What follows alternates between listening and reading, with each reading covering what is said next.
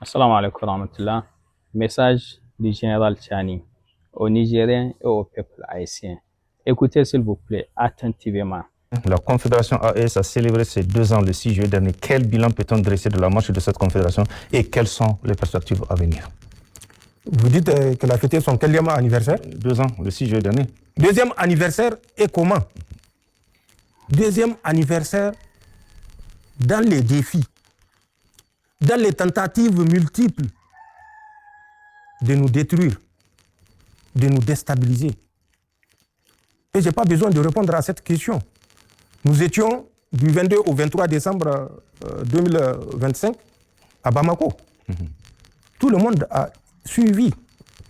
Pour ceux qui n'ont pas eu la chance d'être à Bamako, ils ont vu les réalisations de la Confédération. Et ça, c'est en 2 ans. 2 ans de défis, 2 ans de déstabilisation acharnée. 2 ans de guerre. Parce que c'est souvent ça que les gens ne comprennent pas. Nous sommes en guerre.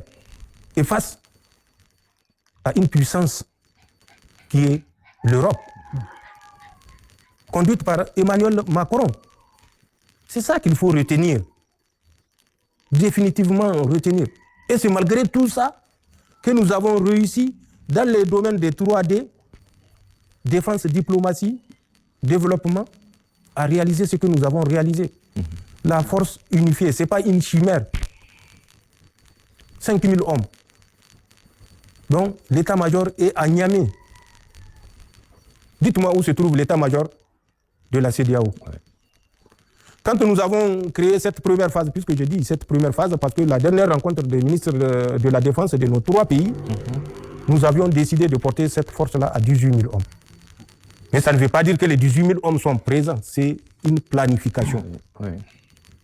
Dans les années à venir, nous voulons atteindre 18 000 hommes, parce que nous avons conscience de l'acharnement de l'Europe, conduite par Emmanuel Macron, leur volonté manifeste et manifestée de nous ramener dans les rangs. Donc nous avons une force unifiée avec un état-major opérationnel qui avait eu, en dehors de l'opération conduite le 25 avril, lorsque le Mali avait été attaqué par 12 000 hommes équipés par l'Union européenne ou par l'Europe,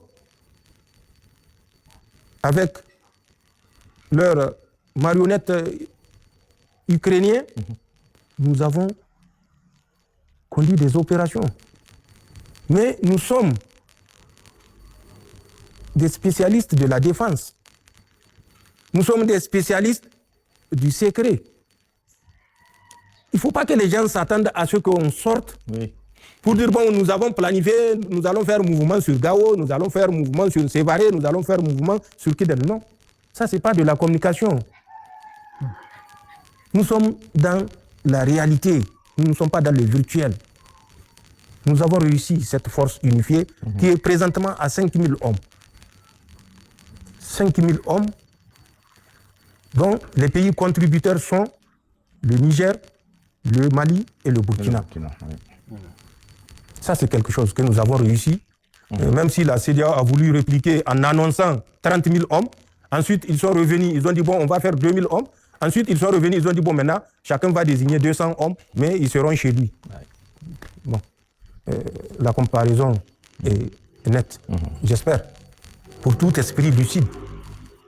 Nous avons créé la Banque confédérale dans le domaine du développement économique, la Banque confédérale pour l'investissement et le développement. C'est une réalité. Réussi en 2 ans, malgré la guerre.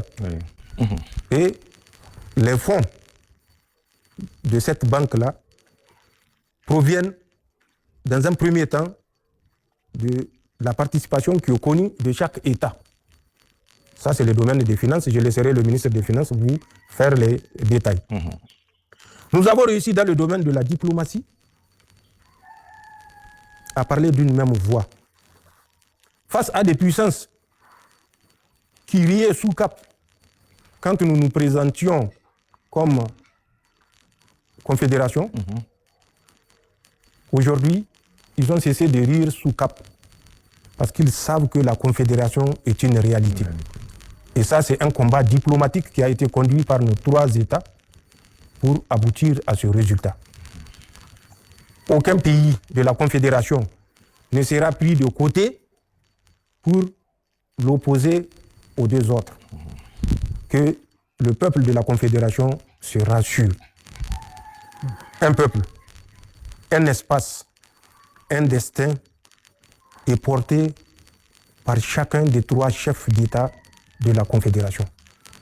De la même façon que c'est une conviction pour moi, c'est une conviction pour son Excellence Assimi Goïta, c'est une conviction pour son Excellence Ibrahim Traoré. Et nous voulons que le peuple soit convaincu de cet état de fait. La guerre informationnelle ne va jamais rater la moindre occasion pour nous diviser. Mais qu'ils se détrompent. La confédération qu'ils ont connue ou le Sahel qu'ils ont connu n'est plus le Sahel d'aujourd'hui, n'est plus le Sahel de la confédération. Et que par rapport à ça, notre détermination est sans limite. Donc dans le domaine diplomatique, nous parlons d'une voix, nous réalisons des grands programmes et nous réalisons des grands projets dans le domaine diplomatique pour défendre nos intérêts sur la scène internationale. Sinon, comment comprendre que l'Union européenne soit l'invité d'honneur de premier rang à une rencontre de l'Union africaine, alors qu'il y a des peuples africains qui ont fait l'histoire de l'Afrique, qui sont mis à l'écart. Tout simplement parce que le financement vient de l'Occident. Ouais. C'est ce que nous devons arrêter. Finançons nos projets et nos programmes par nous-mêmes et nous serons réellement libres et nous pouvons dire que nous sommes africains et que nous pouvons nous regrouper dans des structures comme l'Union africaine, comme la CEDEAO. Sinon, ce n'est que baliverne et poudre aux yeux. Mais nous avons cessé de nous mettre la poudre aux yeux et de raconter des balivernes. Donc, voilà ce que la Confédération a réussi en quelques phrases. Ça également, ça a été dit par les différents ministres qui se sont succédés lors des multiples entretiens que vous avez eus dans le cadre de la reddition des comptes du gouvernement. Un peuple, un espace, un destin.